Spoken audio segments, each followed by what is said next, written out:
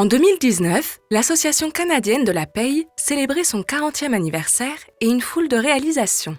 Création d'une communauté mobilisée de 20 000 membres, soutien à la croissance professionnelle de 14 000 personnes grâce à l'accréditation, reconnaissance en tant que partenaire à part entière des gouvernements fédéraux et provinciaux, et bien plus encore. Malgré toutes ces sources de fierté, les dirigeants de l'association ont jugé que le succès passé n'était pas garant d'un avenir florissant.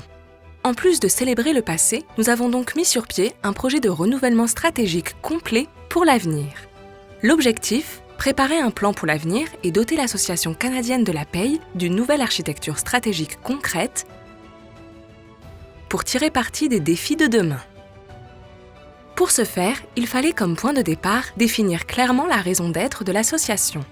Mais aucune de nos tentatives ne semblait pleinement satisfaisante. Et puis, nos dirigeants ont pris du recul et ont réalisé que notre raison d'être n'avait en fait rien à voir avec nos membres ou nos services. Elle surpasse bien plus tout cela. Si l'Association canadienne de la paye existe, c'est parce qu'une paye précise et régulière est un droit pour tous les employés et est essentielle au succès de chaque employeur ainsi que de notre société. Les services de paye veillent au grain. Les dirigeants étaient alors prêts à concevoir la nouvelle architecture stratégique en l'articulant autour de 3 éléments. Il fallait d'abord une stratégie centrale.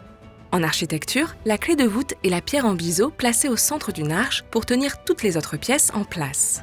La stratégie centrale, à savoir l'objectif au cœur de chaque stratégie et projet de l'association, joue en quelque sorte le même rôle.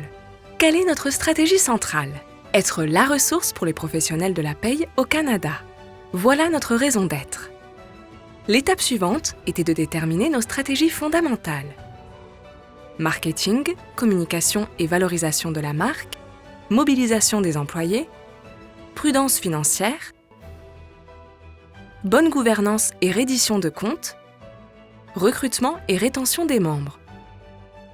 Même si l'excellence est essentielle à tous ces égards, elle ne constitue pas un avantage concurrentiel pour l'association. La dernière étape était de créer des stratégies d'influence qui sont le produit des sources d'influence suivantes.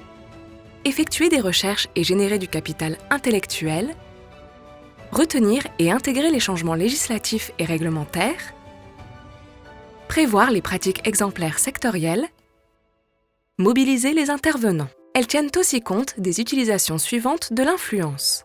Défendre les intérêts de la profession et du secteur d'activité, délivrer des accréditations professionnelles, offrir des formations,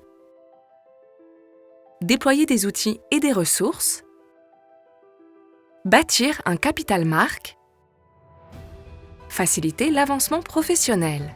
Ces stratégies d'influence donnent à l'association un caractère distinctif et la rapprochent de son objectif. Elles se joignent aux stratégies essentielles et fondamentales pour former la nouvelle architecture stratégique. L'association mettra ce plan en action en 2020 en lançant une série de projets stratégiques qui, une fois terminés, serviront à répondre aux forces du marché ayant un effet sur la paye maintenant et à l'avenir.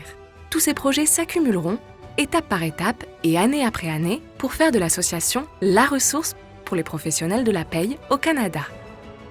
Notre avenir nous apparaît clairement. Faisons-nous entendre. Le meilleur reste à venir.